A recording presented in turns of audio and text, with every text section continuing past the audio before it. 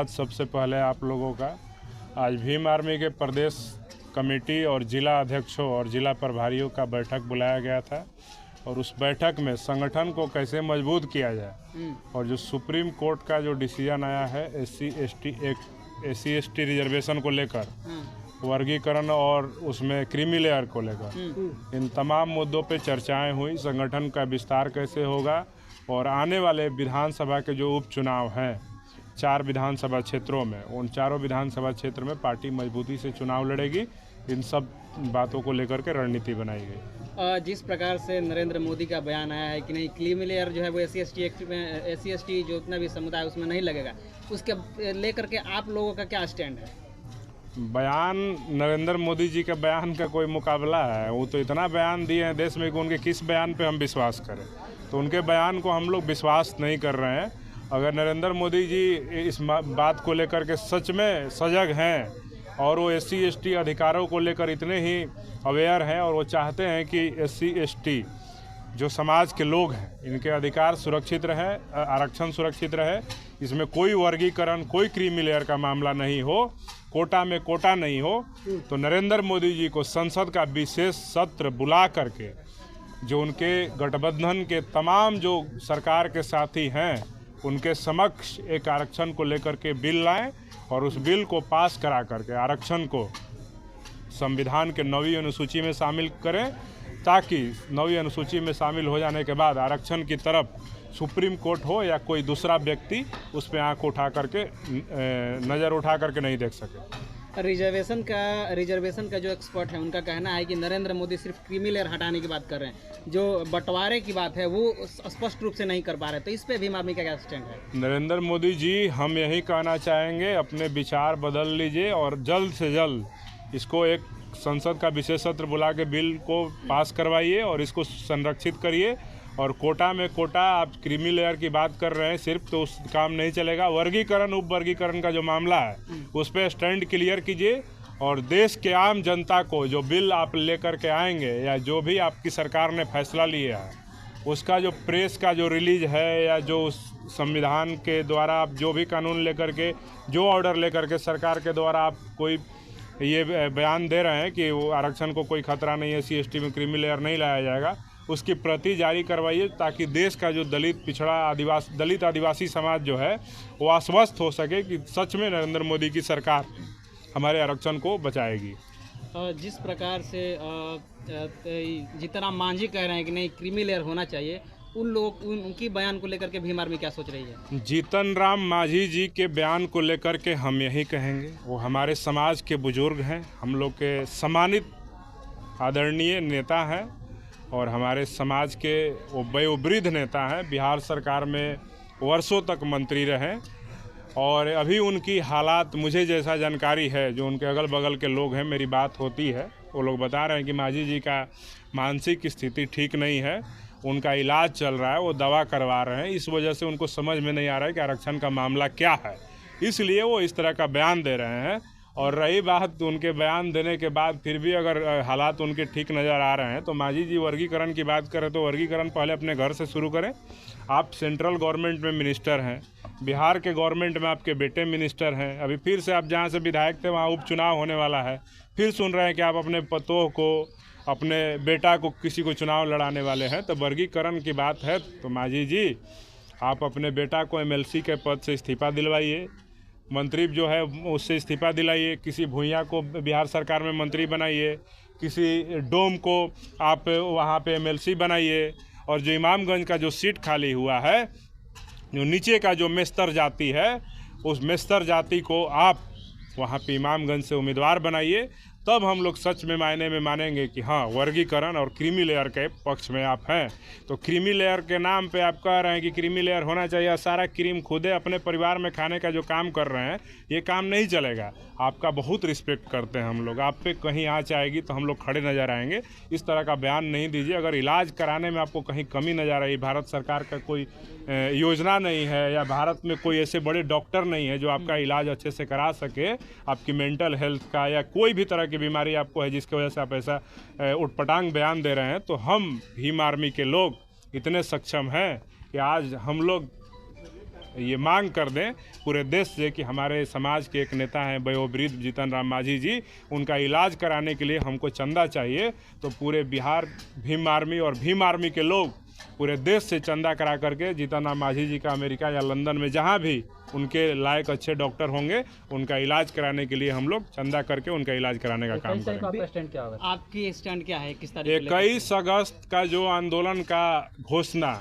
कई लोगों ने किया है, हमारे समाज के ही लोग हैं, हमारे समाज के ही भाई हैं। हम देख रहे हैं प्रबुद्ध वर्ग भी, बुद्धिजीवी वर्ग भी जो है, इस पे युवा वर्ग भी जो है 21 अगस्त के आंदोलन को लेकर के, भारत बंद को लेकर के सब लोग मुखर हैं, कोई सोशल मीडिया के माध्यम से, कोई तमाम तरह के प्लेटफॉर्म के माध्यम से। तो मैं यही कहना चाहूँगा कि भीम आर्मी संविधान और आरक्षण पे आँच जब भी आएगा तो सबसे फ्रंट पे खड़ा होकर के लड़ाई लड़ने का काम करेगा। और 21 अगस्त का जो भारत बंद है उसमें अभी हमारे नेता ने कहा है कि हम इस पूरे मामले का स्टडी करा रहे हैं, क्योंकि 565 पेज में जो 7 जजों की बेंच ने जो फैसला लिया है वो पूरा फैसला 565 पेजों में है। हमारे नेता चंद्रशेखर आज़ाद जी पूरा मामला को सही तरीके से, जो संविधान के विशेषज्ञ हैं और जो बड़े वकील हैं उनके नेतृत्व में इसका अध्ययन करवा रहे हैं। और जैसे ही हमारे नेता का आदेश आएगा हम लोग सड़कों पे 21 अगस्त को ज़्यादा मजबूती के साथ हम लोग नज़र आएंगे। अगर आदेश नहीं भी आएगा तो हम लोग आपको बता देते हैं कि संविधान और आरक्षण बचाने की लड़ाई में देश का दलित आदिवासी समाज किसी इन्विटेशन का इंतज़ार नहीं करता है। और भीम आर्मी देश के दलितों और आदिवासियों के हक हुकूक के लिए भारत बंद में फ्रंट फुट पे नज़र आएगा। बिहार में दलितों पर अत्याचार हो रहा है, कहा जाता है कि आयोग भी नहीं है, सब आयोग को भंग कर दिया गया। आयोग को लेकर क्या कल्याण मंत्री दलित समाज से ही आते हैं, क्या कर रहे हैं, क्या लगता है कि कल्याण हो रहा है दलित समाज का? देखिए, भाजपा और जदयू, नीतीश कुमार और नरेंद्र मोदी का गठबंधन का जो सरकार है, तो उस सरकार में दलितों की हत्या, अत्याचार, शोषण, अन्याय पर अगर आप न्याय ढूंढने जाएंगे तो आपको उसके लिए, न्याय लेने के लिए लाठी गोली खाना पड़ेगा, आपको जेल जाना पड़ेगा। भीम आर्मी अपने समाज के न्याय, हक, अधिकार के लिए बिहार में जेल जाने का काम कर चुकी है अपने लोगों को न्याय दिलाने के लिए। और बिहार में SC/ST आयोग जो भंग है उसको लेकर के हम यही कहना चाहते हैं, उस विभाग, कल्याण विभाग में भी, कल्याण विभाग और SC/ST आयोग, ये तमाम जो पद हैं और जो विभाग हैं, ये सारे के सारे सिर्फ और सिर्फ दलितों को मूर्ख बनाने के लिए बनाए गए हैं। नीतीश कुमार जी ने जब से बिहार का सत्ता संभाला है तब से वो हमेशा से प्रयास करते रहे हैं कि बिहार के SC और ST को कैसे बांट करके अलग थलग कर दिया जाए, और इसको अलग थलग करके कोई झुनझुना वाला योजना दे करके इन लोगों को कभी दलित महादलित करके, कभी टोला सेवक, कभी फलाना सेवक करके इन लोगों को मूर्ख बना करके वोट बैंक के रूप में इस्तेमाल करते रहने का काम नीतीश कुमार जी किए हैं।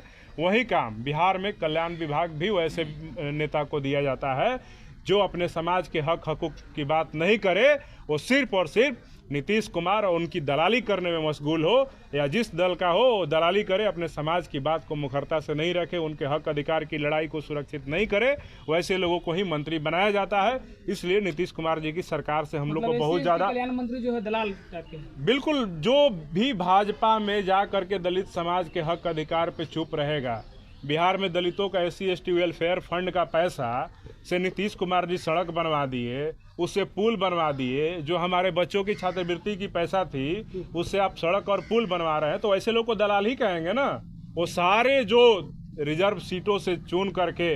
भाजपा और तमाम ऐसे राजनीतिक दल हैं जिनको रिजर्व सीटों पे डमी कैंडिडेट के तौर पे खड़ा कराया जाता है, इसलिए कि अभी देखिए ना, बिहार में 38 गो विधायक है दलितों का, आदिवासियों का, 38 दलित विधायक। एक विधायक का हमको सदन में एक बयान सुना दीजिए कि सब कौनो सदन में बिहार विधानसभा के अंदर खड़ा होकर के नीतीश कुमार के मुखालफत में सदन को संबोधित करते हुए बिहार में SC/ST आरक्षण पे जो क्रीमी लेयर और वर्गीकरण क्लासिफिकेशन का मामला है उस पर मुखरता से बोलता नजर आया हो। सारा का सारा 38 विधायक, मंत्री जितना तमाम सब बना हुआ है, 5-5 बिहार में दलितों को कहने को मंत्री है, सब दलाली कर रहा है। एक शब्द इन लोग के मुंह से नहीं निकल रहा है। ये लोग जानता है कि आज अगर बोलेंगे तो नीतीश कुमार कल कुर्सी छीन लेंगे, कल टिकट काट देंगे, तो ये दलालों से हम लोग को, समाज को कोई उम्मीद नहीं है। भीम आर्मी अपने समाज की लड़ाई अपने खुद के दम पे लड़ेगी। भीम आर्मी आजाद समाज पार्टी क्या विधानसभा के चुनाव लड़ेगी?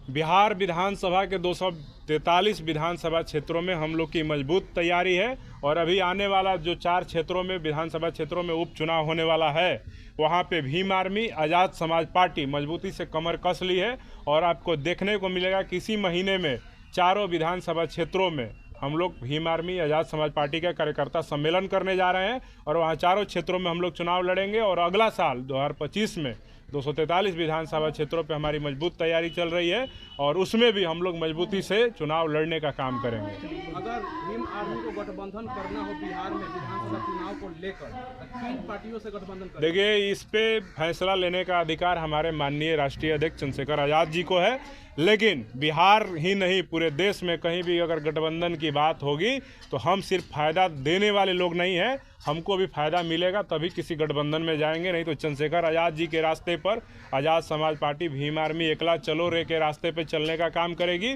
और सारे सीटों पे चुनाव लड़ेंगे और गठबंधन उसी के साथ होगा जो हमारे हक हुकूक की लड़ाई को मजबूती प्रदान करेगा। दलितों के, पिछड़ों के, मुसलमानों के, धार्मिक अल्पसंख्यकों के मुद्दे पे जो मुखरता से नजर आएगा, जो संविधान को बचाने के लिए, आरक्षण को बचाने के लिए, हमारे हक अधिकार को सुरक्षित करने के लिए, हमारे न्याय को सुनिश्चित करने के लिए जो दल, जो नेता मुखरता से, जो मजबूती से आवाज़ उठाते नजर आएंगे, जो हमारे हक हकूक की सच में लड़ाई लड़ते नजर आएंगे, उन्हीं लोगों के साथ गठबंधन की बात हो सकती है। अन्यथा हम बिना गठबंधन के भी इतने मजबूत हैं कि हम एक नगीना से सांसद बना सकते हैं, तो बिहार के 243 विधानसभा क्षेत्रों पे मजबूती से चुनाव भी लड़ सकते हैं। बहुत बहुत धन्यवाद, थैंक यू।